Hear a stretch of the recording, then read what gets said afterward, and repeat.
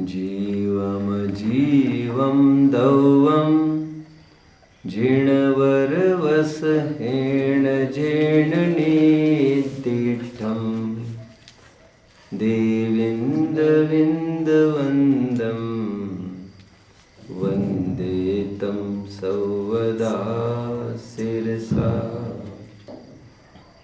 यह अनंत बलशील आत्मा हो शरीर से भिन्न हो, जो होती तलवार म्यान से, वह अनंत बल दो मुझको।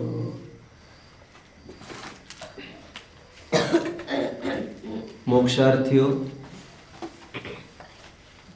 भारतीय दर्शनों की आधारशिला, उनके रीढ़ की हड्डी अध्यात्म है। इसलिए हमारे ऋषि संतों ने जो वाणी लिखी है वो सब आध्यात्मिक ही है। जितना भी लिटरेचर लिखा गया है उनका कोर, उनकी बॉटम लाइन, नटशेल सब आत्मा ही है। इसलिए यहाँ तक कहा जाता है, जिसने आत्मा जाना वही धर्मात्मा है और वही चतुर्गति भव भ्रमण का नाश करने का अधिकारी है। और सब कुछ करके, सब कुछ जानकर यदि वह आत्मा का ज्ञान नहीं कर पाता है तो उसका चतुर्गति परिभ्रमण अटल है, उसका दुखी होना अटल है। तत्वज्ञान विहीनानाम दुखमेव ही शाश्वतम। जो तत्वज्ञान विहीन जीव है उनका दुखी होना अवश्यंभावी है, unavoidable, inevitable, no one can avoid. जगह जगह इसकी छटाएं हमें देखने को मिलती है। प्रधान रूप से दो संस्कृतियों की हम चर्चा करते हैं, श्रमण संस्कृति और हिंदू संस्कृति। वैदिक परंपरा में, हिंदू संस्कृति में कठोपनिषद नाम का एक ग्रंथ है, आप लोगों ने सुना होगा। कठोपनिषद का बहुत फेमस श्लोक के बहुत फेमस वर्डिंग है, आत्मानं विद्धि, आत्मा को जानो।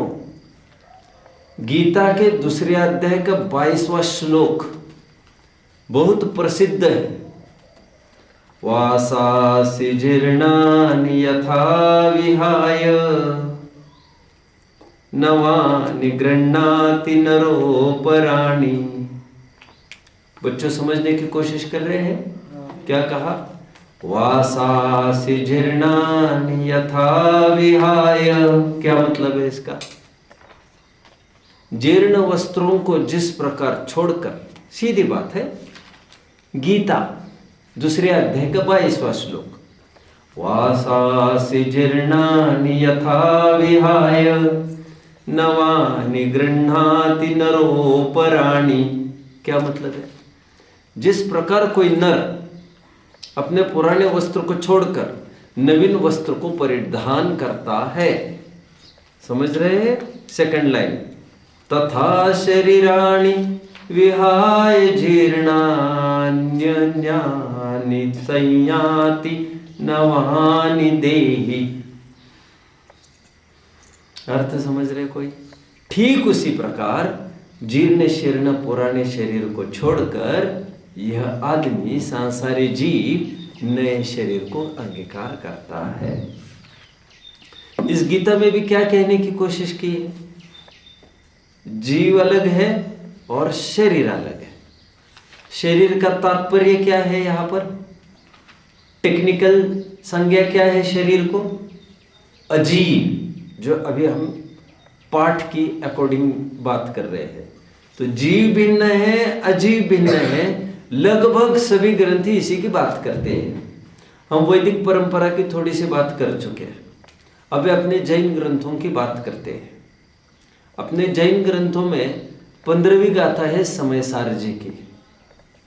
वहां पर यह लिखा गया है, जो जान दी अपाणम, संक्षिप्त बात कर रहा हूं मैं, सो जान दी जिन शासनम सवम। क्या कहा बच्चों? जो जान दी अपाणम, सो जान दी जिन शासनम सवम। क्या मतलब है? बोलो। जो आत्मा को जानेगा ऊपरी जिन शासन को जानेगा। शाबाश। जिसने आत्मा को जाना उसने द्वादशांकी रग रग जानी।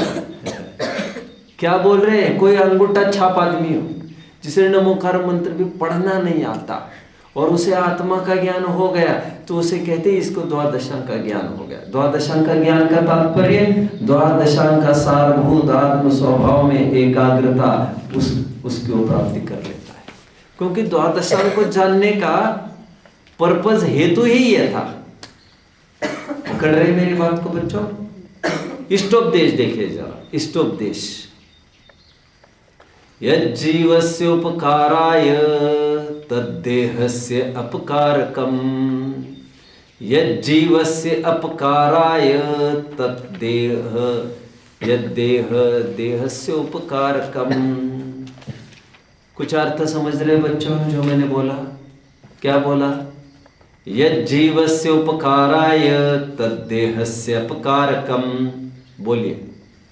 जो जो जीव के लिए उपकारी वह सब देह के लिए अपकारी है, और जो जो देह के लिए उपकारी वह जीव के लिए अपकारी है। मतलब जीव और शरीर कौन है? एक दूसरों के शत्रु हुए। जो शरीर का मित्र है वह जीव का शत्रु है, जो शरीर का शत्रु है वह जीव का मित्र है। कितने जन समझ रहे बात को? मैं लौकिक उदाहरण देकर पहले समझा तो फिर आध्यात्म की ओर बढ़ूंगा। चॉकलेट्स, टॉफीज, चलिए बाजार वस्तु तो हम वैसे भी नहीं खाते हैं। जैनी को तो मरने की कीमत पर भी बाजार वस्तु नहीं खानी चाहिए, क्योंकि बाजार वस्तु जो खाता है वो मांसाहार का सेवन करता ही है। खैर, अभी मैं इतनी सी बात करता हूँ आपके सामने। जो शक्कर खाता है, क्या कहा? शरीर को कैसी लगती है शक्कर? अच्छी लगती कि बुरी लगती है? अच्छी लगती है। मीठी चीज कैसी लगती है बच्चे? रसगुल्ला वगैरह कैसा लगता है? पेड़ा लड्डू कैसे लगता है? बर्फी वगैरह सब अच्छा लगता है। शरीर का कौन है वो? मित्र है। कौन? मित्र। और जो जो शरीर का मित्र है वो जीव का शत्रु होता है, जैसा मैं अभी कह रहा हूं। और शक्कर खाने से, शक्कर को व्हाइट पॉइजन कहा गया है। मैं एक दिन आपको कह रहा था बाहर, आप ही को कह रहा था क्या? आपको कह रहा था मैं। हाँ, दूध का। आपको भी कह रहा था, आप भी थे वहां पर, शायद आप दोनों में से कोई।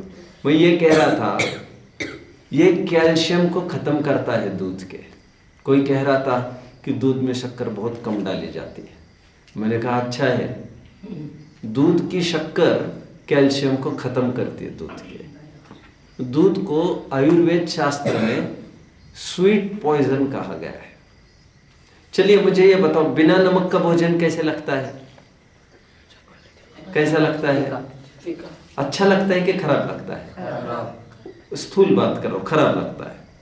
आयुर्वेद ये कहता है नमक है ना, वो हड्डियों को गलाता है। एंड रिक्वायर्ड नमक, required salt and required sugar, आपको गेहूं में जो जो भी चीजें आप खाते हैं उसके इंग्रेडिएंट के रूप में वैसे ही मिलता है। आपको बाहर से डालने की जरूरत होती नहीं है। शरीर का शत्रु दिखता है नमक न होना, लेकिन वो जीव का कौन है? मित्र। जो जो जीव को अच्छा लगता है, जो जो जीव को अच्छा लगता है वो पेट के लिए अच्छा नहीं हुआ करता, डाइजेशन के लिए। मैदे की चीजें कैसी लगती हैं? ब्रेड पाव पर भी कभी ले लूंगा मैं। जैनी को बेकरी प्रोडक्ट्स खाने नहीं चाहिए, उसमें ईस्ट होता है, फर्मेंटेशन के बिना वे बनती नहीं है, सड़े गले बिना बनता नहीं है। कभी मैं इसका भी पर्दाफाश करूंगा। आज मैं ये कह रहा हूं ब्रेड कितने जन ने खाए, वैसे ही पूछ रहा हूं ब्रेड। अरे सब ने खाया, सभी अब आ गए, कोई बात नहीं। पिज्जा वगैरह कितने जन खाए हैं, सभी जन अब आ गए, कोई बात नहीं बच्चों। देखो ये मैदा होता है ना, ये सब चीजें मैदे से बनती है। किससे? ब्रेड बनता है मैदे से। खाने को कैसा लगता है ब्रेड? अच्छा लगता है। यही खा जाओ पूरा, मुझे तो कुछ नहीं चाहिए, ऐसा लगता है। सॉफ्ट सॉफ्ट लगता है ना। अभी साइंस क्या कहता है, विज्ञान देखिए, जितना भी मैदा आप खाते हो यहां अच्छा लगता है, और इसकी शत्रुता है। पेट की और जिह्वा की शत्रुता है। जो जिह्वा को अच्छा लगता है, जीभ को अच्छा लगता है मैदा, अभी मैदा अंदर जाकर आंतों को चिपक जाता है। आजकल कहा जाता है फाइबरस चीज खाओ, रेशेदार पदार्थ खाओ, जिसमें फाइबर्स होते वो चीज खाओ, वो आपका पाचन कराएगी, डाइजेशन कराएगी। और मैदा जाता है तो वो तो पचता है नहीं, वो यही चिपकता है। और चिपकेगा तो क्या होगा? सड़ता रहेगा क्या, तो क्या होगा? पेट खराब होगा, आपको लगेगा पेट साफ नहीं हो रहा है, आदि, और नाना बीमारियों के घर है। खैर, मैं आपको क्या सिद्ध करना चाहता हूं विराज? अभी जो शरीर का मित्र है वह, जो शरीर का शत्रु है वह जीव का मित्र है। शाबाश। मूल बात तो यही सिद्ध करना चाहता हूं, जीव और अजीव की भिन्नता। लेकिन मैं अभी लौकिक उदाहरण से क्या सिद्ध कर रहा था, कोई बताएगा? जो स्वास्थ्य के लिए अच्छा है, बहुत करके वो टेस्ट के लिए अच्छा नहीं हुआ करता, बहुत करके। आंवला कैसा लगता है खाने को? खट्टा। आम का अचार कैसा लगता है? आम का अचार तो अच्छा लगता है सबको। आंवला कैसा लगता है? नीम कैसे लगती है? और कौन कौन चाहता है खाना इसको? जितनी भी, और करेला की सब्जी कैसे लगती है बच्चों आपको? मेथी की सब्जी कैसी लगती है आपको? ये जितनी भी चीजें मैं कह रहा हूं, लगभग लोग इसे पसंद नहीं करते। मैं इसे कह रहा हूं ये शरीर के शत्रु है।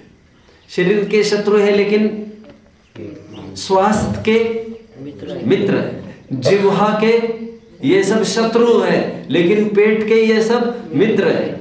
ये लौकिक उदाहरण जैसे मैं कह रहा हूं, जो स्वास्थ्य के लिए अच्छा होता है वो शरीर के लिए अच्छा नहीं होता। अच्छा नहीं होता मतलब अच्छा नहीं लगता, एंड वाइस वर्सा, और उल्टा समझ लेना।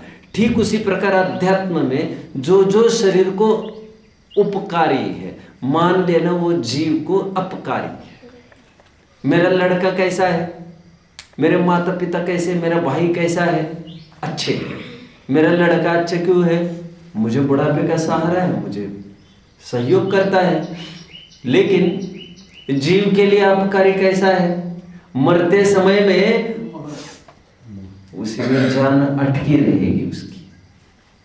मरते समय में उसको यही रहेगा, इस बच्चे का क्या होगा, इस बच्चे का क्या होगा, इस बच्चे का क्या होगा, अरे मुझे छोड़ना पड़ेगा। एक दूसरों को देखकर आहे बढ़ते रहेंगे। यदि बच्चा नालायक है तो प्राण कैसे छूटेंगे?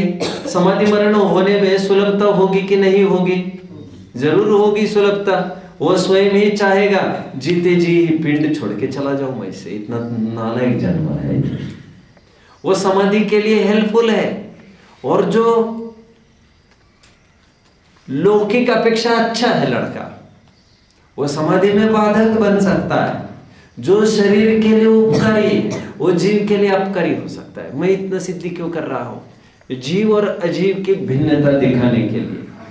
और जो शरीर का शत्रु है वो हमारा मित्र है। और जो शरीर, जैसे तपश्चरण आदि शरीर के कैसे क्या है? शत्रु है। आत्मा के कैसे क्या है? मित्र है। खाना पीना, फैन एसी लगाना, ये कैसे है शरीर के लिए? कौन है? मित्र है। ये जीव के लिए कौन है? ये शत्रु है। क्योंकि जीव और अजीव विरुद्ध पार्टी के, एक भारत है तो एक, समझ रहे हैं मेरी बात को? ठीक है।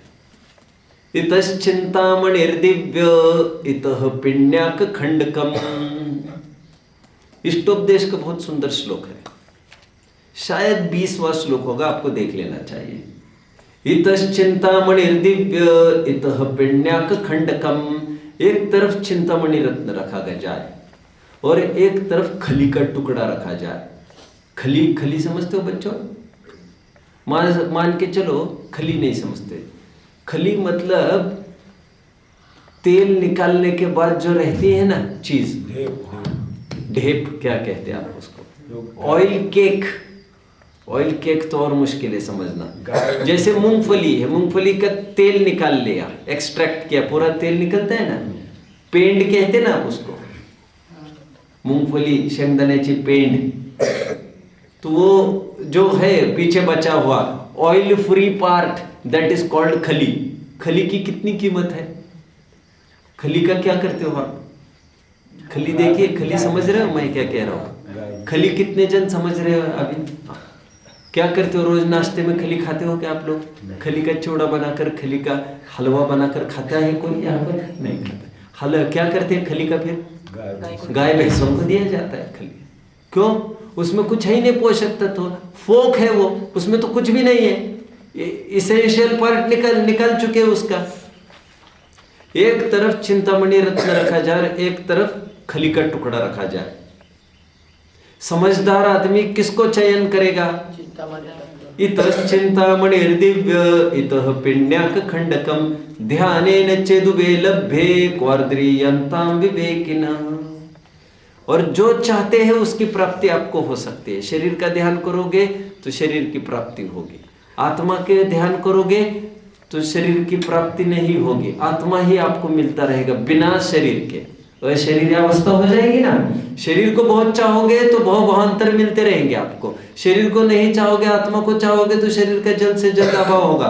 कौन विवेकी होगा, कौन ज्ञानी होगा जो खली के टुकड़े को चाहेगा? कोई नहीं चाहेगा। मैं काफी सारे छंद आपको बोल के दिखाए, आपने 12 भावना भी पढ़ी है। देह क्या है? दुर्जन देह स्वभाव बराबर। बोलो बच्चों, संसार भावना जयचंद जी छावड़ा। दुर्जन देह स्वभाव बराबर मूर्ख प्रीति बढ़ावे। है कि नहीं? पढ़ी है 12 भावना आपने? नहीं, याद नहीं है ये लाइन? किसी ने नहीं पढ़ी? दुर्जन देह स्वभाव बराबर मूर्ख प्रीति बढ़ावे। नहीं, देह को किसकी उपमा दी है? दुर्जन की। देह कैसा है?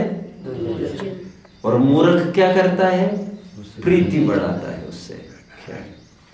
कहने का तात्पर्य इतना ही है, हमारे ग्रंथों में भर भर के इस बात की सिद्धि की जा चुकी है कि जीव अलग है और अजीव अलग है।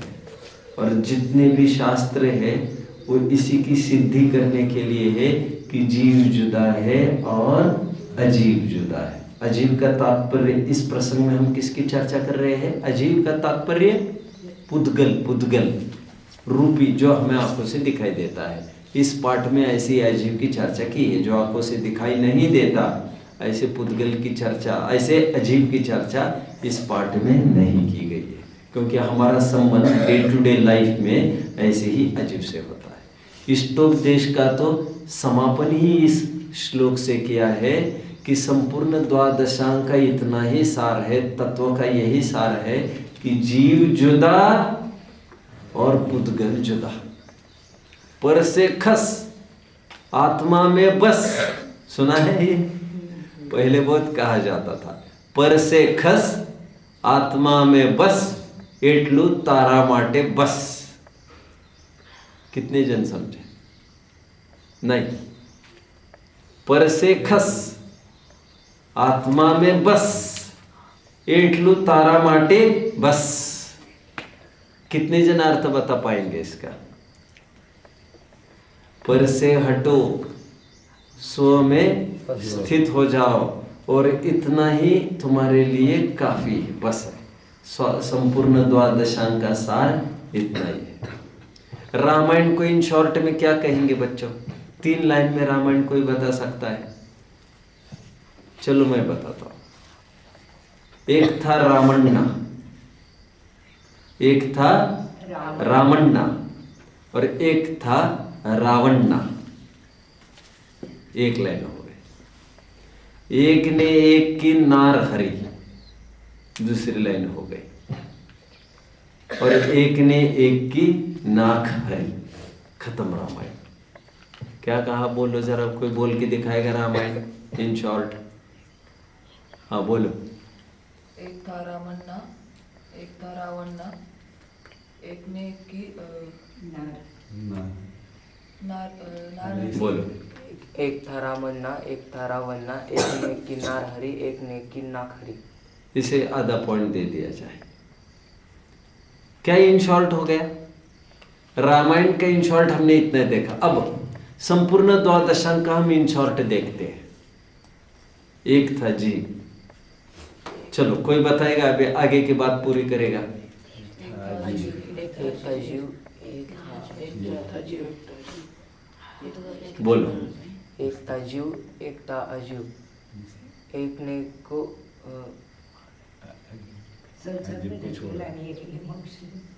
एक ने को खसा। एक था जी और एक था अजीब। एक ने दूसरे को अपना माना, संसार चालू हो गया।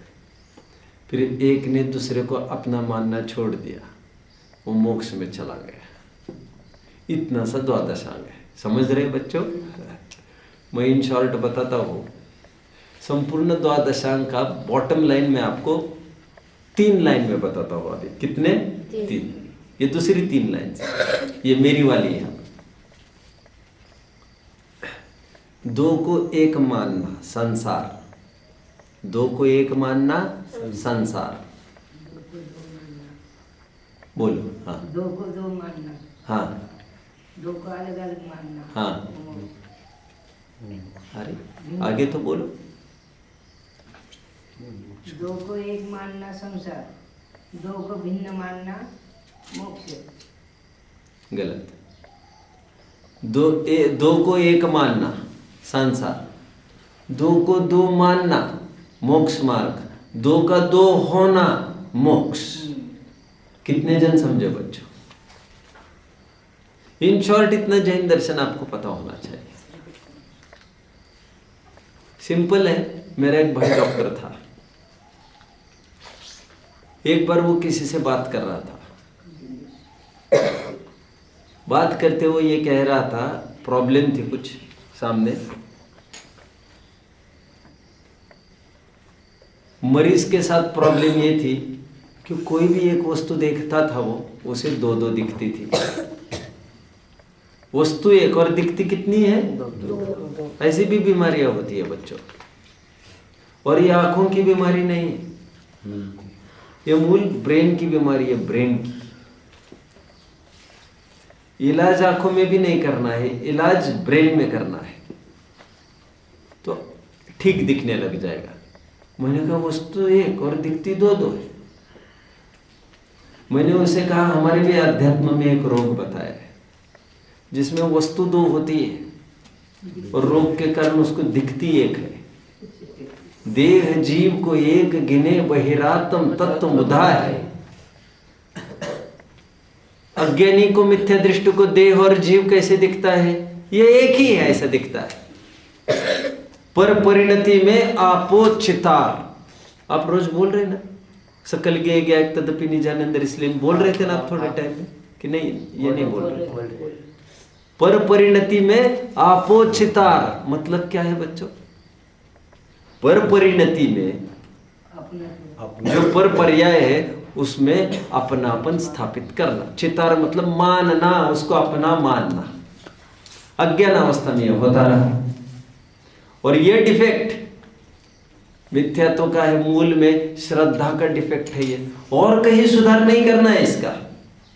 पकड़ रहे मेरी बात को? बाहर इलाज नहीं करना है, आंखों में इलाज नहीं करना था, ब्रेन में इलाज करना था। उसी प्रकार बाहर में जीव और शरीर एक भी भाषित होता है, बाहर इलाज नहीं है उसका। सुखी होने का पंखा लगाओ, एसी लगाओ, कूलर लगाओ, ये इलाज नहीं है इसका। इलाज ये है दृष्टि ठीक करो, देह जुदा है और जीव जुदा है। पूरे हमारे द्वादशांग को देखो, पूरे हम वैदिक दर्शन को भी देखेंगे, हम जितने भी भारतीय दर्शन है, बौद्ध दर्शन के भी देखेंगे, उसका एक ही जिस्ट बताया गया है। क्या है? जीव जुदा है और अजीव जुदा है। तभी तो मैं आपको कल परसों कह रहा था, कोई भी मरता है तो क्या कहते हैं? राम नाम सत्य है, सत्य बोलो गद्य है। यही तुम्हारे साथ जाएगा, जो आत्मिक परिणाम करेगा उसी की सफलता होगी, वही उसका बेड़ा पार करेगा। बाकी तो सब यही रखड़ते रहेंगे। मतलब कोई भी ग्रंथ उठाओ आपको यही सार मिलेगा। थोड़ा आधार के रूप में मुझे भाव है, मोक्ष मार्ग प्रकाशक से कुछ आधार में दिखा दो आज आपको, कहाँ कहाँ पर पंडित जी ने क्या क्या लिखा है, फिर हम बस करेंगे। आप आइए पेज नंबर 38 पर, जल्दी बच्चों, पेज नंबर 38 आ गए सभी? जल्दी मैं यहां से कुछ पढ़ना चालू करूंगा, जल्दी जल्दी जल्दी। अमूर्तिक प्रदेशों का पुंज, प्रसिद्ध ज्ञानादि गुणों का धारी, अनादि निधन वस्तु आप है। मूर्तिक पुद्गलों का पिंड, जिनका नवीन संयोग हुआ है, ऐसे शरीर आदि पुद्गल पर है। मिल गया सबको? ये जीव और अजीव की भिन्नता कराई जा रही है। मैं आपसे सुनूंगा ये, देखिए मुझे बिना देखे जल्दी कौन बताता है। अमूर्तिक प्रदेशों का पुंज मिल रहा है, ज्ञानादि प्रसिद्ध गुणों का धारी, प्रसिद्ध ज्ञानादि गुणों का धारी, अनादि निधन वस्तु आप है। पुद्गल द्रव्यों का पिंड, जिनका नवीन संयोग हुआ है, प्रसिद्ध ज्ञानादि गुणों से रहित, जिनका नवीन संयोग हुआ है, ऐसे शरीर आदि पुद्गल पर है। दोनों की भिन्नता भाषित करा दी। द्रव्य क्षेत्र भाल काल भाव जीव का, द्रव्य क्षेत्र काल भाव अजीव का। कौन इतने इसको रिपीट करके दिखाएगा बिना देखे? अमूर्तिक प्रदेशों का पुंज, प्रसिद्ध ज्ञानादि गुणों का धारी, अनादि निधन वस्तु आप है। मूर्तिक पुद्गल द्रव्यों का पिंड, प्रसिद्ध ज्ञानादि से रहित, जिनका नवीन संयोग हुआ है, ऐसे शरीर आदि पुद्गल पर है। कौन बोल के दिखाएगा? देखिए बच्चों, थोड़ा सा ध्यान यहां पर केंद्रित कर लीजिए। मैं ये आपसे सुनना चाहूंगा बहुत जल्दी, थोड़ा यहां पर कॉन्सेंट्रेट कीजिए। यहां पर द्रव्य क्षेत्र काल भाव की बात की है, आपने नोट किया होगा। अमूर्तिक प्रदेशों का पुंज कहकर क्षेत्र की बात कही, प्रसिद्ध ज्ञानादि गुणों से युक्त कहकर भाव की बात कही, अनादि निधन कहकर काल की बात कही, और वस्तु आप है कहकर द्रव्य की बात कही। कोई भी वस्तु चतुष्टयात्मक होती है। चतुष्टयात्मक मतलब द्रव्य क्षेत्र काल भावात्मक कोई भी वस्तु होती है।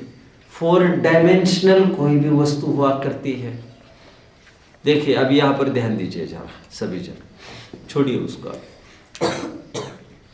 आप स्कूल में पढ़ते हैं, वाटर का क्या फॉर्मूला है?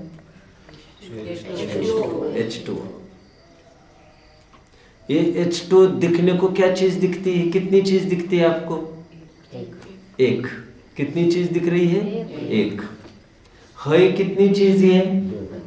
2, हाइड्रोजन और ऑक्सीजन। ये प्राकृतिक रूप से ही अलग अलग चीजें हैं, हाइड्रोजन और ऑक्सीजन। यदि ये अलग अलग नहीं होते हाइड्रोजन और ऑक्सीजन, जैसे शिकंजी में तो हम समझ जाते हैं कि हमने नींबू भी डाला है, शक्कर भी डाली है, नमक भी डाला है, इसमें तो हम समझ जाते हैं ये अलग अलग कॉन्स्टिट्यूएंट्स है। समझ रहे हैं? अलग अलग कंपोनेंट्स है, अलग अलग इंग्रेडिएंट्स है, और सबसे बनकर सबसे मिलकर बना ये एक सॉल्यूशन है, कंपाउंड है। वैसे वाटर है, वाटर स्वयं एक कंपाउंड है। क्या कहा? तभी तो लेबोरेटरी में हम इलेक्ट्रोलिसिस करते हैं। करते इलेक्ट्रोलिसिस? नहीं जानते इलेक्ट्रोलिसिस? आप जानते? आप जानते इलेक्ट्रोलिसिस? इलेक्ट्रोलिसिस नहीं जानते आप लोग? अरे ऐसा नहीं होगा, स्कूल में जरूर पढ़ा होगा आपने। इलेक्ट्रोलिसिस के माध्यम से ऑक्सीजन और हाइड्रोजन अलग करके दिखाया जाता है वाटर में से। आपको नहीं है, मुश्किल है, आपको नहीं होगा। इलेक्ट्रोलिसिस कहते हैं बच्चों, क्या कहते हैं? एक प्रोसेस होता है, प्रोसेस जिसमें वाटर को रखा जाता है और उसमें काफ़ी सारे एपरेटस लगते हैं। वो इलेक्ट्रोलिसिस करते जाइए तो आप पाएंगे हाइड्रोजन एक तरफ हो जाएगा, ऑक्सीजन एक तरफ हो जाएगा। ये दोनों गैसेस है, गैसेस। और ऑक्सीजन और हाइड्रोजन दोनों गैसेस को मिलाओ तो फिर वाटर हो जाता है। फॉर्मूला तो पढ़ा है आपने, H2 + O2 = 2H2 + O2 = 2H2O। पढ़ा है कि नहीं है? ये फॉर्मूला भी आपको है कि नहीं? हाथ तो ऊपर करो कोई। ये फॉर्मूला है कि नहीं आपको? तो कोई हाथ ही नहीं ऊपर कर रहा, केवल एक जन कह रहा है ये आगे बैठा वाला है। नहीं है आप लोगों को स्कूल में? ये नहीं है, ये आपको होना तो चाहिए। ये कौन सी क्लास में है? 7वीं में था। 7वीं में था और 10वीं वाले भी हाथ ऊपर नहीं कर रहे, क्या बात है ये? हाँ?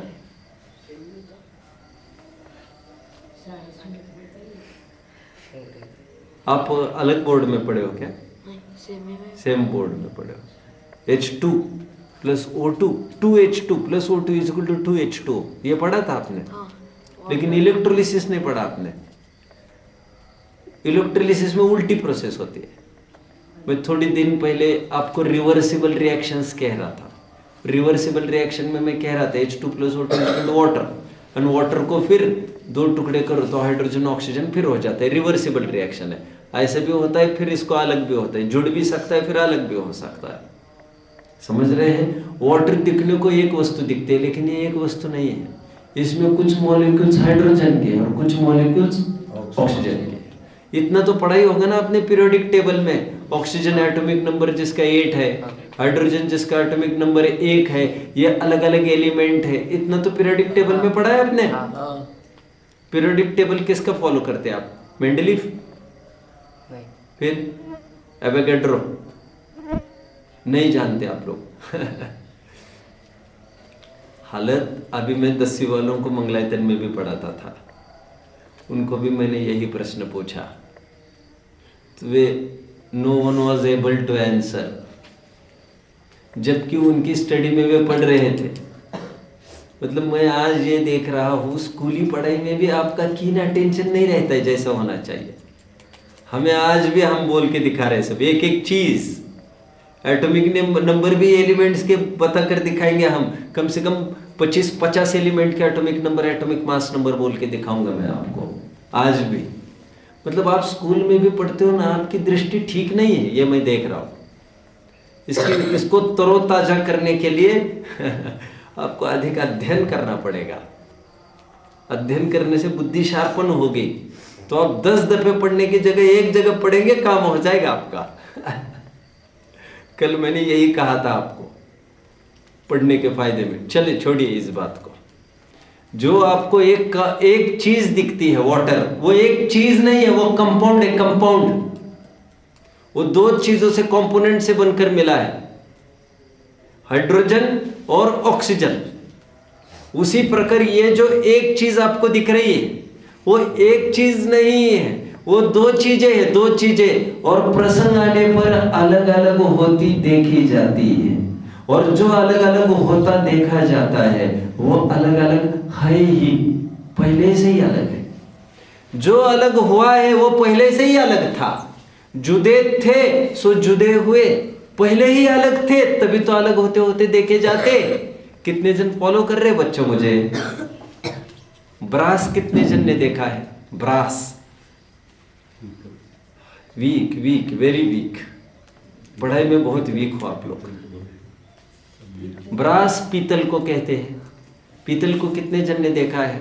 सबने देखा है। ब्रास ये वर्ड भी आप लोगों ने जरूर पढ़ा होगा साइंस में। ब्रास नहीं पढ़ा होगा ऐसा हरगिज नहीं हो सकता।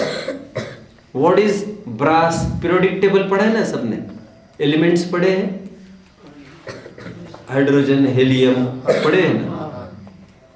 थोड़े बहुत एलिमेंट्स, 10-20 एलिमेंट्स पढ़े होंगे ना प्रारंभ के। विराज तो हाँ कह रहे हैं 9th का, 10वीं वाले हाँ नहीं कह रहे, क्या प्रॉब्लम क्या है? गजब हो गए। सिलेबस तो अलग अलग नहीं है, एक ही सिलेबस है। ब्रास कितनी वस्तु है बच्चों? ब्रास कितनी वस्तु है? आपको क्या लग रहा है? ब्रास कितनी वस्तु है? ब्रास एक एलॉय है। एलॉय वो एक वस्तु नहीं है, वो दो वस्तु से बनकर मिला है। कॉपर एंड जिंक का एलॉय कहते हो उसे। एलॉय, एलॉय समझते हो? बेसिकली दिखती वस्तु एक है, वो एक नहीं होती है, वो दो वस्तु से बनकर मिली होती है। एलिमेंट स्वतंत्र नहीं है। ब्रास कोई नहीं फॉलो कर रहे। ब्रॉन्ज कितने जन ने देखा? Bronze first second third award दिया जाता है ना। फर्स्ट किसको? फर्स्ट को क्या दिया जाता है? सेकंड को क्या दिया जाता है? थर्ड को क्या दिया जाता है? What is bronze? What is this bronze? Bronze again is an alloy. स्वतंत्र एलिमेंट नहीं है ब्रॉन्ज को। या पीरियडिक टेबल खोल के देखिए, आपको ब्रॉन्ज नहीं मिलने वाला है वहां पर। वो एक कंपाउंड है, अलॉय है। Copper, zinc and tin. Zinc जानते हो ना? जिंक पीरियडिक टेबल में पढ़ा है। चलिए, मैं मेरा माथा नहीं खा पा रहा हूं, मेरा माथा दर्द होने लग गया इसमें माथा। आप आपका देखते रहिए। वो तीन चीजों से बनकर मिला एक एलॉय है, लेकिन दिखता कैसा है? वो दिखता एक है। चलिए सुनिए, एक कपड़ा है, दिखता कितना है? ये एक ही तो दिख रहा है। ये तो शर्ट बना है इसका। मैं आपको ऐसा वस्त्र दिखाऊं ऐसा, और आपको पूछूं कितनी चीजें हैं, आप क्या बताएंगे? एक। लेकिन वो एक चीज नहीं है बच्चों, वह हजारों तानों और बानों से मिलकर बनी एक वस्तु दिखती है। वो हजारों वस्तुएं उसमें कंपोनेंट के रूप में एक्ट करती है। वो अनेक वस्तुओं का एक पिंड है और दिखती एक वस्तु है। अब जानते हो, कपड़े को फाड़ना है यदि आपको एक ट्रिक देता हूं। ट्रिक, यहां से लेकर कपड़ा वहां तक कपड़ा है एक, और आपको बिल्कुल इस माप का एक कपड़ा हॉल के, आपको बिल्कुल आधो आधा कट करना है। कितनी देर में कट करेगा कोई? और बिल्कुल आधा आधा कट करना। कितनी देर में कट कर सकते हैं आप? बिल्कुल आधा आधा। कितनी देर में कट करोगे?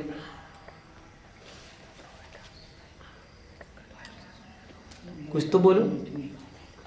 मैं ये भी मार्क भी करके दे दो आपको, ये सेंटर की लाइन है। चलो अब बताओ, ये सेंटर की लाइन है, मैं मार्क करके दे दो आपको, और आपको यही से दो टुकड़े करने हैं कपड़े के। कितनी देर में करोगे? 5 मिनट में। आप कितनी देर में करोगे? 10 मिनट में। अरे तुमसे तो यह अच्छा है, फिर 5 मिनट में करने की बात कर रहे हैं। 8 में ही है तो कोई बात नहीं है, बोलो।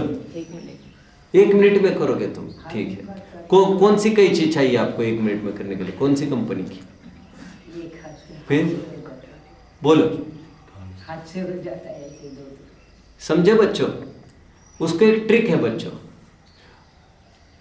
कैंची, एक बार की बात है, एक जन ऐसे ही कर रहा था। वो कैंची से ले लेकर मार्किंग से कर रहा था। और आप देख लेना, कैंची से करने जाएंगे ना, वो क्लियर कट स्ट्रेट कभी भी नहीं मार्क होगा। वो कैंची से करने वाला स्ट्रेट फाड़ ही नहीं सकेंगे आप, और टाइम लगेगा। उसको एक सिंपल ट्रिक है, आप एक कट लगाओ, बस छोटा सा कट लगाओ 1 इंच का, और उसको फटाफट फाड़ते जाओ। आपको लगेगा अरे ये ढंग से तो देख लो सीधा फट रहा है कि नहीं, लेकिन आपको देखने की जरूरत ही नहीं है, वो सीधा ही फटेगा। यहां से चालू करो, वहां तक आधा ही फटेगा। ऐसा क्यों हुआ जानते हो आप? क्योंकि पहले से आप अलग अलग था अंदर में। वो आप समझ रहे मैं अलग कर रहा हूं, अलग नहीं कर रहे हो आप, अलग ऑलरेडी है वो। आप पकड़ रहे हैं मेरी बात को? मैं इतना सारा क्यों कह रहा हूं बच्चों?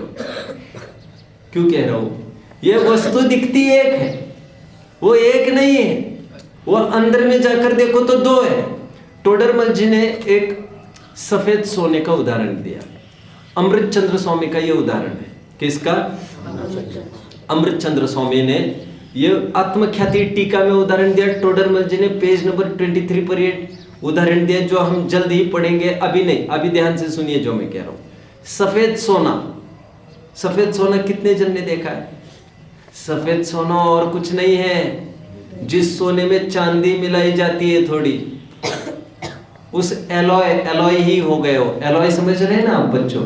एलॉय को क्या कहते हैं हिंदी में? मैं भी नहीं जानता, थोड़े टाइम पहले मैंने सुना था। एलॉय एक कई सारे मेटल्स का, कई सारे एलिमेंट्स का एक मिक्सचर है। तो सफेद सोना और कुछ नहीं है, सोने में चांदी की मात्रा बढ़ाई जाए, ज्यादा डाली जाए तो वो दिखता तो लस्ट्रस, लस्टर उसकी चमक सोने जैसी है, लेकिन व्हाइटिश होता है। लेकिन सफेद सोना कोई अलग सा सोना नहीं है, उसमें ये तय होता है कि ये चांदी अलग है और सोना अलग है, और उसमें भी दोनों चीजें अलग अलग है। आज भी उसके मेल्ट किया जाए तो चांदी अलग मिलेगी और गोल्ड अलग मिलेगा। अपने अपने लक्षण को धारण किए हुए भिन्न ही रहते हैं। कौन कौन? सोना और चांदी। ठीक उसी प्रकार बात को पूरी करिए। सिद्धांत कौन बताएगा? आप एक साथ नहीं बोलते तो आपको पॉइंट मिल सकता होता, आपने ही आपका पॉइंट मिस कर दिया। आपको चाहिए कोई भी उत्तर देना हो, हाथ ऊपर करें। 2 जन बोले, आपका पॉइंट गया। समझ रहे बच्चों? मैं थोड़ी देर पहले एक बच्चा कह रहा था, आपने पीछे से उत्तर दिया, बेचारे का पॉइंट चला गया, मैंने हटा दिया क्योंकि प्रॉम्प्टिंग में आ जाएगा। अब मुझे इससे कोई मतलब नहीं, आपने उनका सुना नहीं सुना। लेकिन ध्यान रखो, आप एक जन बोलते समय दूसरा बोलेगा तो उसका भी मिस करेगा, पॉइंट जाएगा। तो कुछ बोलना है, हाथ ऊपर करो, मैं अवसर दूंगा, आपको पॉइंट दूंगा। चलिए, कौन बताएगा? मैंने अभी क्या बोला? बोलो। जियो राजू एक होकर के आले। चलो मुझे बोल के दिखाओ, मैं अमूर्तिक प्रदेशों का पुंज क्या बोल रहा था? कोई बोल के दिखाएगा पूरा? अभी क्या बोल रहा था? अपने अपने लक्षण को धारण किए हुए भिन्न ही रहते हैं, कह रहा था मैं। चलो इसको भी पढ़ लेते। पहले तो इसे कोई बिना बोल के दिखाएगा। अमूर्तिक प्रदेशों का पुंज, प्रसिद्ध ज्ञान आदि गुणों का धारी, अनादि निधन वस्तु आप है। आप मतलब आत्मा, यह आत्मा की बात हुई। अब आगे, पुद्गल द्रव्यों का पिंड, प्रसिद्ध ज्ञान आदि गुणों से रहित, जिनका नवीन संयोग हुआ है, ऐसे शरीर आदि पुद्गल पर है। यह कौन भिन्नता कराएगा दोनों की, जीव की और पुद्गल की? बताइए कोई भी। अमूर्तिक प्रदेशों का पुंज, प्रसिद्ध ज्ञानादि गुणों का धारी, अनादि निधन वस्तु आप है।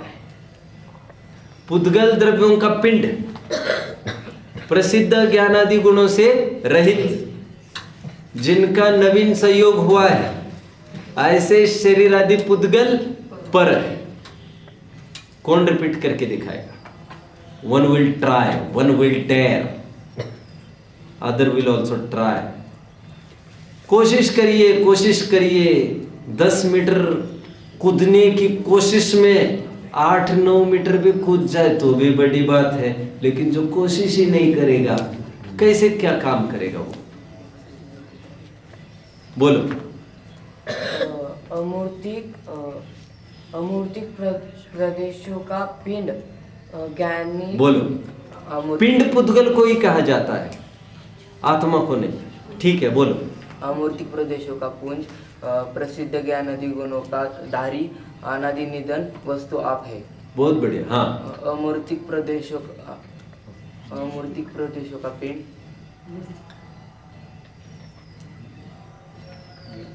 पीछे से प्रॉम्प्टिंग करोगे तो इस बेचारे के मार्क चले जाएंगे। कोई प्रॉम्प्टिंग मत करो, बड़े भी।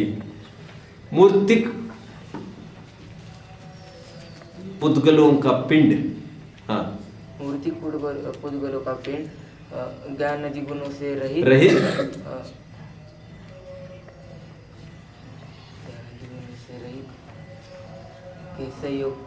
जिनका नवीन संयोग हुआ है, ऐसे शरीर आदि पुद्गल पर है, आधा पॉइंट इसका बढ़ा दिया जाए। बोलो।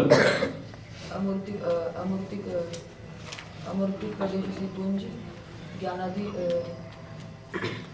अमूर्तिक प्रदेशों का पुंज ज्ञानादि प्रसिद्ध गुणों का धारी अनादि निधन वस्तु आप है। पुद्गल द्रव्यों का पिंड प्रसिद्ध ज्ञानादि गुणों से रहित। प्रसिद्ध क्यों कहा जा रहा है मालूम? क्योंकि ज्ञान गुण प्रसिद्ध है। प्रसिद्ध ज्ञान गुण कैसे है? प्रसिद्ध मतलब जानने में आ रहे हैं।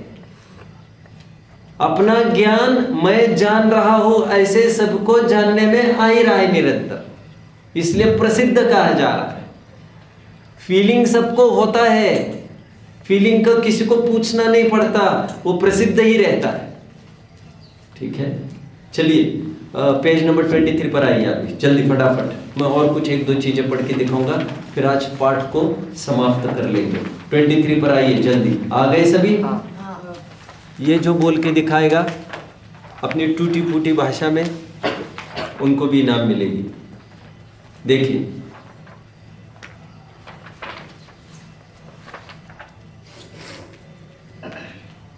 वह जीव द्रव्य तो, लास्ट पैराग्राफ, वह जीव द्रव्य तो देखने जानने रूप चेतना गुण का धारक है तथा इंद्रिय गम्य न होने योग्य अमूर्तिक है। संकोच विस्तार शक्ति सहित असंख्यात प्रदेशी एक द्रव्य है। ये जीव का हुआ, कर्म का, तथा कर्म है वो चेतना गुण रहित जड़ है और मूर्तिक है। अनंत पुद्गल परमाणुओं का पिंड है, इसलिए एक द्रव्य नहीं है। इस प्रकार ये जीव और कर्म है, इनका अनादि संबंध है। तो भी जीव का कोई प्रदेश कर्म रूप नहीं होता और कर्म का कोई परमाणु जीव रूप नहीं होता। यहां से आपको बोलना है, जीव और कर्म है, इनका अनादि संबंध है। तो भी जीव का कोई प्रदेश कर्म रूप नहीं होता और कर्म का कोई परमाणु जीव रूप नहीं होता। अपने अपने लक्षण को धारण किए भिन्न भिन्न ही रहते हैं। जैसे सोने चांदी का एक स्कंद हो, तथापि पीत आदि गुणों को धारण किए सोना भिन्न रहता है और श्वेत आदि गुणों को धारण किए चांदी भिन्न रहती है। वैसे भिन्न जानना, यहां पर कर्म में घटित कर रहे हैं, आपको पुद्गल बोलना है क्योंकि हमारा पाठ जीव अजीव है। और बेहतर होगा अब शरीर बोलो, क्योंकि जैसे कर्म का एक भी परमाणु जीव रूप नहीं होता, उसी प्रकार शरीर का एक भी परमाणु जीव रूप नहीं होता। दोनों भिन्न सत्ता है, कोई किसी में प्रवेश नहीं करता।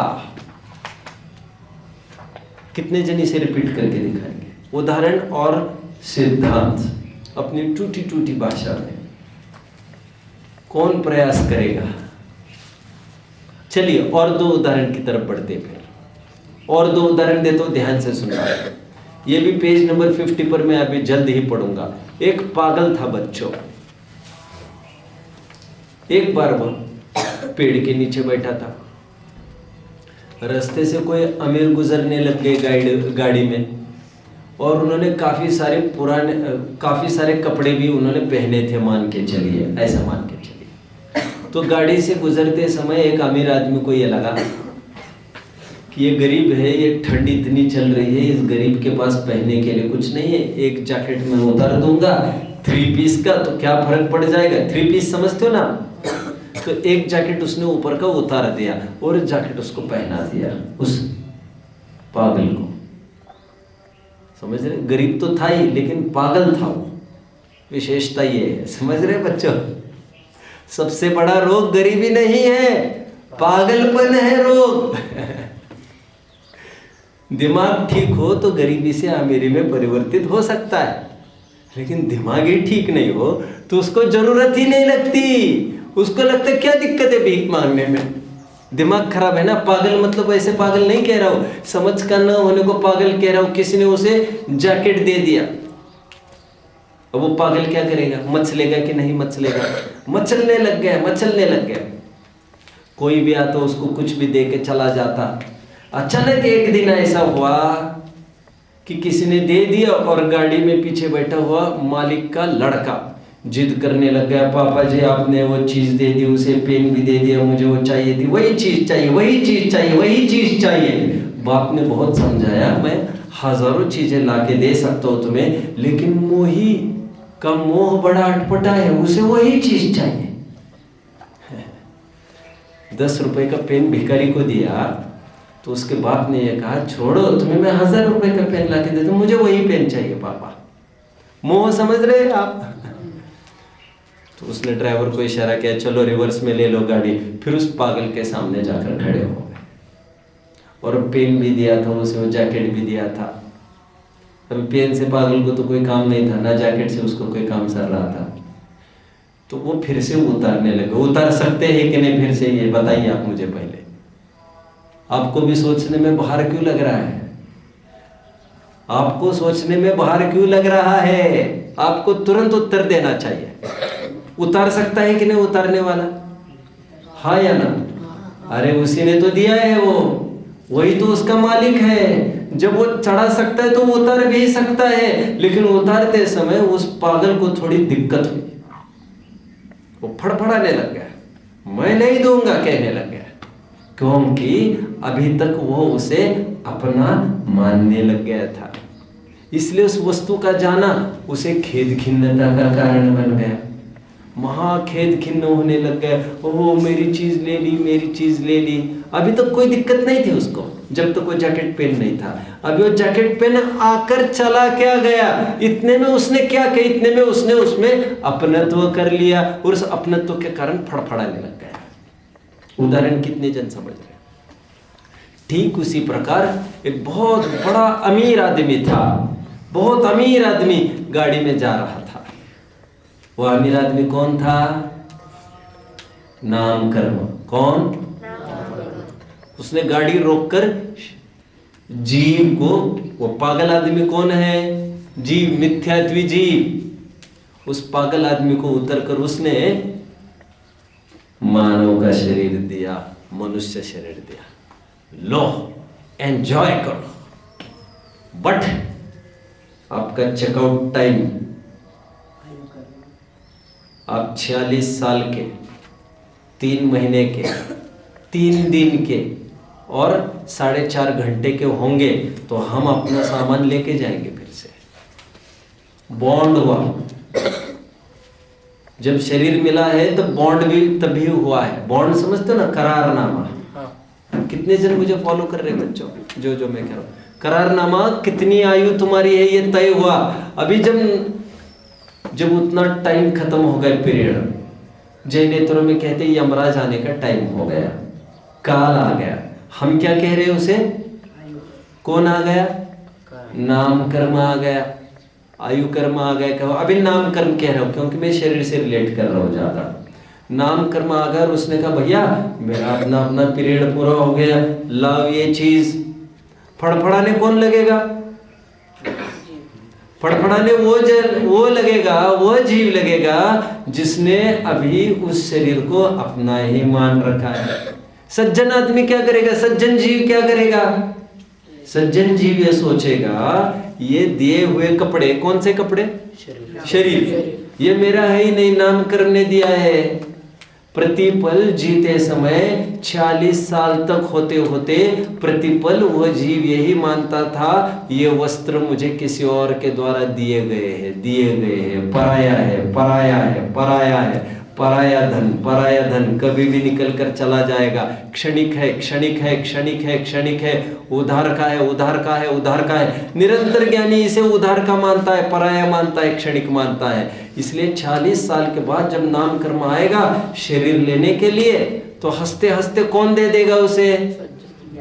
और ये सोच कर देगा क्या लो मैं दे रहा हूं मेरा। अरे तुम क्या दे रहे हो? वो तो उसी का माल वो लेके जा रहा है, फड़फड़ाने की जरूरत क्या है? कितने जन थीम समझ रहे हैं? उदाहरण और सिद्धांत। एक उदाहरण सिद्धांत ये होगा, पेज नंबर 50 पर आइए, जल्दी फटाफट पढ़ना है। और एक मैं पढ़ के दिखाऊंगा आपको। आ गए 50 पेज? खोल लिया सबने? देखिए, जैसे पागल को किसी ने वस्त्र पहनाया, मिला? जैसे पागल को किसी ने वस्त्र पहनाया। पीछे एक ग्रंथ देखे आना, अच्छा पीछे एक ग्रंथ देखो, भागो जल्दी। नहीं आपको नहीं रहेगा ना फिर। आप एक जन दो ना बच्चों, जल्दी शेयर करो ना फटाफट। हाँ चलिए देखो, जैसे पागल को किसी ने वस्त्र पहना दिया, मिल रहा है, वह पागल उस वस्त्र को अपना अंग जानकर अपने को और वस्त्र को एक मानता है। कितने जन मेरे साथ है? वह वस्त्र पहनाने वाले के अधीन होने से कभी वो फाड़ता है, कभी जोड़ता है, कभी खोसता है, कभी नया पहनाता है। कौन?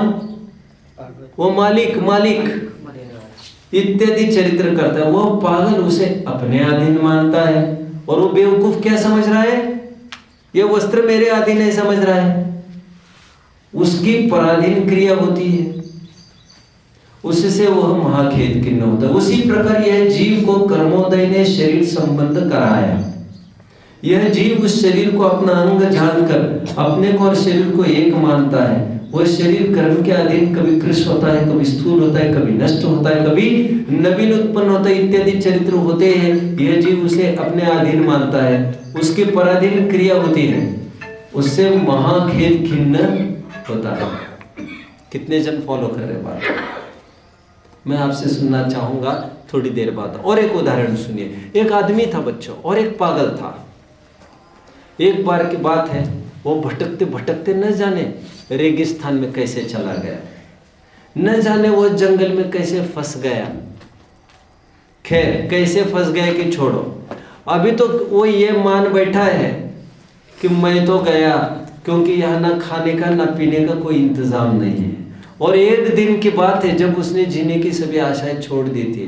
उसने तय किया था कल की सुबह मैं नहीं देख पाऊंगा, और वह जैसे ही गिर गया जमीन पर शक्तिहीन होकर जमीन पर जैसे ही वो गिरा, उसने देखा धीरे धीरे काफी लोग आ रहे हैं, और देखते ही देखते आसपास का एरिया हजारों लाखों से भर गया। कैसे भर गया होगा? अचानक जंगल में, रेगिस्तान में, जो भी कुछ हुआ। और उसने ये देखा कि वहां पर कई जन रसोई भी बनाने लग गए। अरे जब हजारों लोग लाखों लोग उतरे, जैन नहीं होंगे तो रात में वे खाने पीने की भी व्यवस्था करने लग गए। तो भिखारी क्या सोचने लग गए? वो पागल क्या सोचने लग गए? क्या सोचेगा वो? क्या सोचेगा वो? बताओ जरा मुझे। कोई बोल सकता है आप में से? हाँ, हाथ ऊपर करो तब तो कोई बात बनेगी। बोलो। चलो मैं भी जाता हूँ। हाँ, मैं भी जाता हूँ उधर। वही अभी नहीं जा पाऊंगा तो वो क्या सोचेगा? यदि अभी नहीं जा पा रहा हूं तो क्या सोचेगा? बचेगा नहीं, वो ये सोचेगा अभी नहीं सही, मैं कल अभी मैं नहीं मरूंगा। उसको सबसे पहले क्या भावना उत्पन्न होगी? अभी सब इंतजाम हो गए यहाँ पर, अभी मैं नहीं मरूंगा, अभी यहाँ पर सब भोजन सामग्री, अब मेरा काम हो गया। अभी जाता है कि कल जाता है, वो तो बात दूसरी है, राइट। लेकिन बात और बदल गई। और दूसरे दिन उसने सुबह आँख खोलकर देखा तो सब साफ हो गया था। सब साफ होकर टेंट वेंट हटाने लग गए थे। अरे बाबा, वो राजा अपनी सेना को लेकर आगे निकल रहा था, बीच में पड़ाव पर रुका था। वो तो अपना पड़ाव खत्म हो आगे कुछ कर रहा था, वो सब जाने लग गया। अभी पागल जिसने मुंह से ये मान रखा था कि अभी मेरा मरण नहीं होगा, खाने पीने की व्यवस्था होती रहेगी, उस पर क्या बीतेगी? अभी बच्चों क्या बीतेगी? महाखेद किन्न होगा, हाथ पैर पटकना चालू करेगा, और जबरन सोचा अरे रे अभी ये क्या हो गया, ये क्या हो गया, जबकि वो उसके लिए तो आए नहीं थे। अब ये उदाहरण हो गया, सिद्धांत समझ लो। ठीक उसी प्रकार कोई अज्ञानी मिथ्या दृष्टि जीव था, उसके सामने पत्नी आ गई, पत्नी के बच्चे आ गए, माँ बाप तो पहले ही थे समझ लो, उसके सामने उसका भाई भी आ गया, ये नया नया काफिला खड़ा होने लग गया।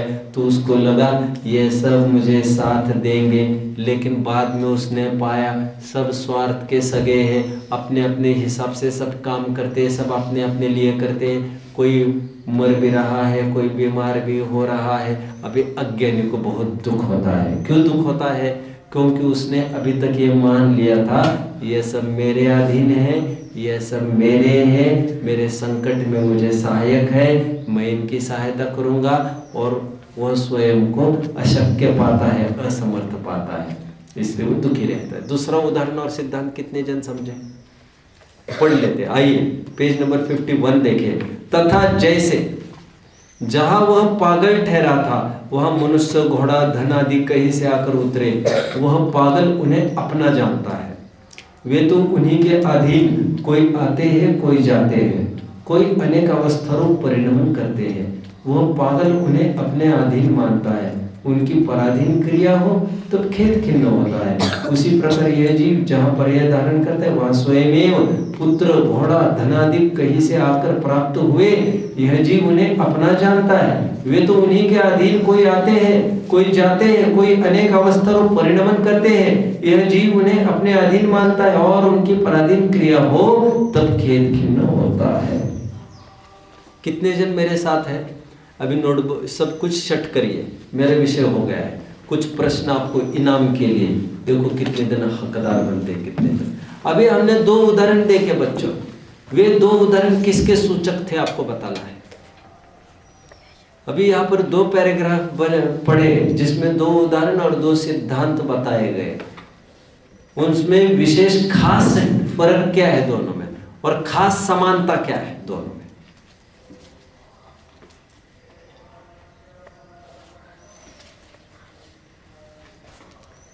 विराज आप क्या बोलोगे? दोनों उत्तर दोगे क्या? बोलो। मोह क्या विशेषता मानता, हाँ? विशेषता मानता दोनों में। मेरे 2 प्रश्न है। कौन कौन से प्रश्न है? एक दोनों में विशेषता मानता क्या है और दोनों में भिन्न भिन्न क्या है। ना बाबा, दोनों में क्या विशेषता है? विशेषता मतलब दोनों में क्या अलग अलग है। विशेषता मतलब ही अलग अलग। दोनों उदाहरण सिद्धांतों में क्या समानता है और क्या विशेषता है। प्रश्न तो समझो अच्छे से मेरे भाई, अभी उत्तर दे पाओगे। 2 पहले उदाहरण में आपने कहा कि एक गरीब पेड़ के नीचे बैठा था और एक अमीर इंसान आके उसे कपड़ा और पेन देता है। तो वैसे ही जीव को अगर जीव का और शरीर का संबंध यहाँ पे बताया गया।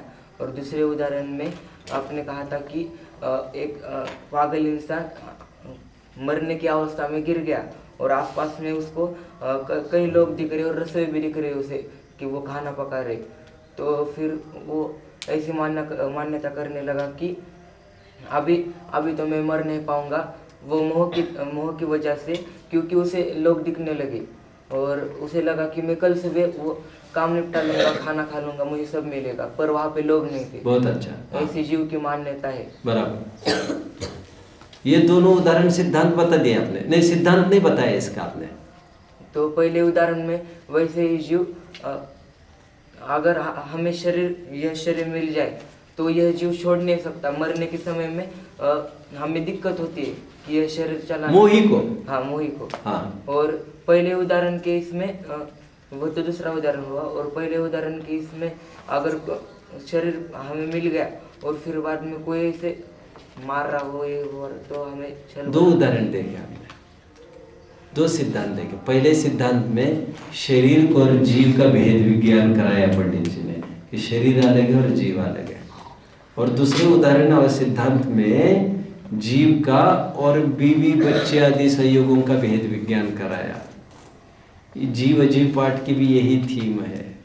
अजीव के 2 टुकड़े किए हैं पुद्गल के, एक शरीर और एक तो बीवी बच्चे मकान दुकान आदि। इन 2 खंड किए हैं और जीव का भेद विज्ञान शरीर से करना है और जीव का भेद विज्ञान बीवी बच्चे मकान दुकान से करना है।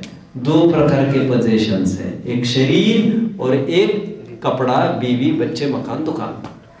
ये 2 उदाहरण हमने देखे और 2 सिद्धांत। रिपीट कौन कर सकेगा? मैंने जो कहा है, जो मैंने कहा वो रिपीट कौन करेगा? बोलो। 2 भेद विज्ञान बताए, एक शरीर और एक बीवी बच्चे कपड़ा। और इनका एक पॉइंट बढ़ा दो भाई।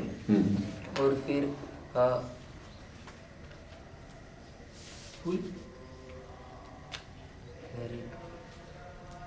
दो प्रकार के अजीव, एक तो जिनका जीव के साथ संश्लेष संबंध है, एक तो वे संयोग जिनका जीव के साथ संश्लेष संबंध नहीं है।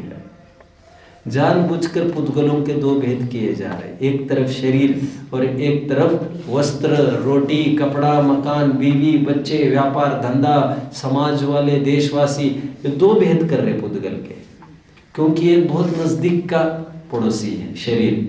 बीवी बच्चों की भिन्नता तो भाषित होती है। लड़ाई झगड़ा होता है तो कितने जन कह रहे मैं छोड़ जाऊंगा, तुम्हें बाहर निकाल दूंगा। भिन्नता भाषित होती है। जब गुस्सा आता है तो लोग बोल भी देते हैं, घर भी छोड़े देखे जाते हैं, पैसा भी छोड़ते देखे जाते हैं, बीवी बच्चे भी छोड़ते देखे जाते हैं, लेकिन कभी ये नहीं सोचता आदमी कि ये शरीर भी तो पराया है, इसे भी तो छोड़ना है। ये उसको अकल नहीं आती। समझ रहे हैं? इससे भेद ज्ञान भाषित करना शरीर से थोड़ा कठिन पड़ता है। यहाँ पर पैनी दृष्टि थोड़ी पैनी बनानी पड़ती है। जो चीज़ल है छैनी वो थोड़ी शार्पन चाहिए यहाँ पर। कितने जन फॉलो कर रहे हैं मेरी बात को? समझ रहे हैं? शरीर बीमार है तो मानता है मैं ही बीमार हूं। तन उपजत अपनी उपज जान तन नशत आपको नाशवान। बच्चों समझ रहे हैं मेरी बात को? क्या अभी भी भारी पड़ रहा है किसी को? ऐसे कई जन देखे होंगे जो ये कहते हम किसी की पराधीनता नहीं चाहते, बच्चों को कह देते नहीं आपने सुख दिया तो हम तुमको भगा देंगे और 10,000 रुपये महीने का एक नौकर लगा देंगे। पराधीनता नहीं चाहिए हमको, लेकिन वे ये भूल जाते नौकर भी तो पराधीनता है। मैं आगे की बात कर रहा हूँ आपसे।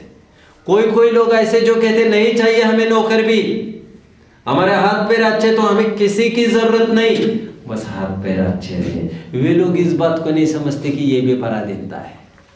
जैसे बच्चों की पराधीनता भाषित होती है, नालायक बच्चों की, जैसे गद्दार नौकरों की पराधीनता भाषित होती है, वैसे ये शरीर गद्दार है, ये शरीर शत्रु है, इसकी पराधीनता भाषित नहीं हो रही है। कितना भी ये जवाब देने लग जाए शरीर, जवाब देना मतलब समझ में आ रहा है ना? कितनी भी ये आंख दिखाने लग जाए ये शरीर, लूला लंगड़ा अंधा हो जाए, बहरा गूंगा हो जाए, फिर भी इस देह में एक तो बना रहता है जीव का। आखिर तक यही मानता है शरीर को बचाओ चाहे जो कुछ करो। तो शरीर से भिन्नता भाषित करना थोड़ा मुश्किल है। इसीलिए बीवी बच्चे आदि संयोग अलग और शरीर का संयोग अलग, ऐसे दो अलग अलग उदाहरण टोडरमल जी ने यहाँ पर भी किए। कितने जन मुझे समझ रहे हैं? अभी कौन बताएगा मुझे क्या कहना था? कौन बोल के दिखाएगा मुझे अभी क्या कहना था? थोड़ा जल्दी, आपका भी टाइम हो रहा है। कोई बताएगा? बस करते हैं फिर, चलिए। ओम निज निधि निज ने बताई, यह अनंत उपकार